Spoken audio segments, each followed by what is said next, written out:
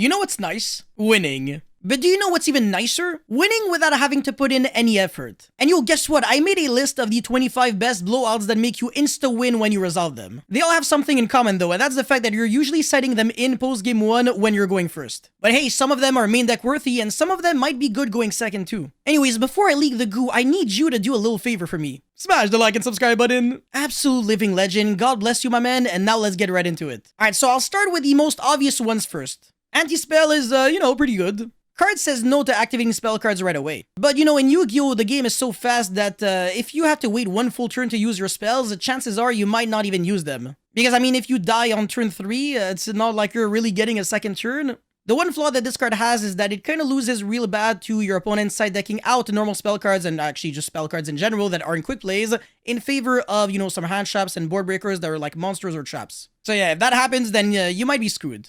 Anyways, next up is a tie between Rivalry, Goes in Match, and There Can Only Be One. So all these 3 cards have a very similar power level depending on the format and also your matchup. You usually don't have to play all 3, so one of the 3 should be enough, and to be fair, it's not even like you can play all 3 in one deck anyways. Because like Rivalry and There Can Only Be One kind of contradict each other. But hey, if your deck doesn't care about, monster effects on the field, Skill Drain is absolutely broken. This card is pretty disgusting against almost everyone, and trap decks are not the only kind of decks that can play it. Summon Limit is also a really filthy one too, especially after comboing off, and if your opponent doesn't have an answer to it, he's probably gonna lose. I mean, I actually struggle to identify any deck that can usually play around Summon Limit very easily. Now, if you're tired of losing to back removal, you will need a lingering floodgate. Dimensional Barrier and Different Dimension Ground are probably your safest options because they kind of guarantee you a turn where your opponent pretty much does nothing. It doesn't matter if your opponent has the back removal for it because you just chain and it's gonna resolve. I would also say Magic Deflector is a really good one too, and it's also lingering, which is nice. It's kind of like a D-barrier, but for spell cards, and,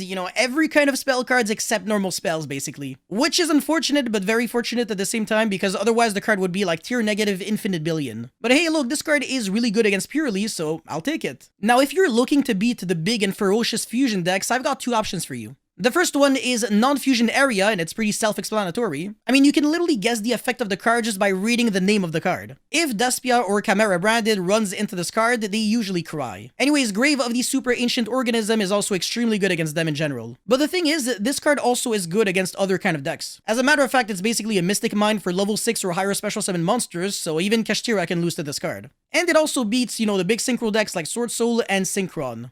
But this card is a fantastic floodgate to play in decks like Purely or Cyber's decks in general. Now, let's face it, everyone and their mother needs the graveyard, right? I've heard both Macrocosmos and Dimensional Fissure were pretty good. I would usually say though, Dimensional Fissure is probably a little better because you can use it right away and you can combo off and not lose to Veiler and Droll and Logbird. And decks like Purely could definitely abuse cards like Dimensional Fissure because only the monsters get banished, not the spells and traps. And if I recall correctly, Xyz materials underneath your Xyz monster are never treated as monsters but rather just Yu-Gi-Oh cards, so they do not go to the banished when they leave the field. Please double check this ruling just in case I'm wrong, but I'm pretty sure I'm right. Anyways, look, if you don't want super complicated cards, just play Solemn Judgment and Solemn Strike. Solemn Judgment negates pretty much everything except monster effects. Fortunately, Solemn Strike does that and also negates summons. Well, only special summons. I recommend testing out both, but usually Judgment sees a little bit more play. But personally, I prefer Solemn Strike because usually I'm just trying to negate monster effects anyways. But if you're playing a trap deck and you want to protect your back row, you absolutely have to play Solemn Judgment. Otherwise, Duster and Lightning Storm will always destroy you.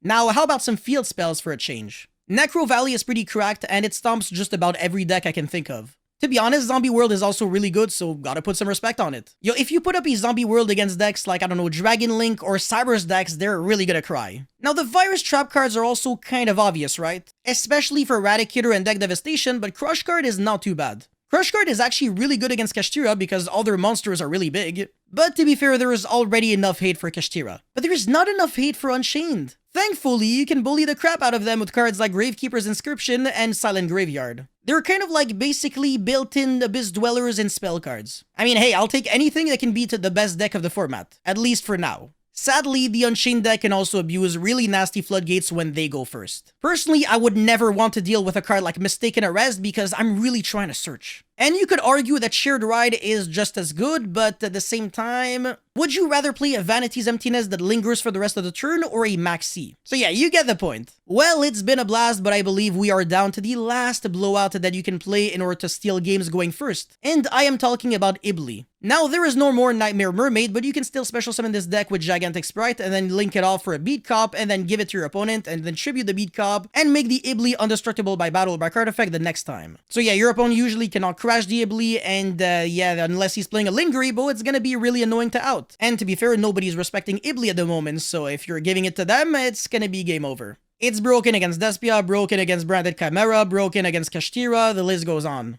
Just gotta watch out for Book of Moon and Book of Eclipse because they can also flip the Iblee face down and then it kinda just doesn't really do anything anymore. Except against Kashtira, they still scoop because they control a monster and that's an unbreakable board for them. Deadass, like if you give them a monster, even if you have 0 negates, it's still a lot of pressure. And then people say it's the best deck. Anyways, that's all I had for this video, so guys, thank you so much for watching. Don't forget to like and subscribe. And if you've got more ideas of really nasty blowouts to play when you're going first, let me know in the comment section below. And I'll see you guys very, very soon. Peace.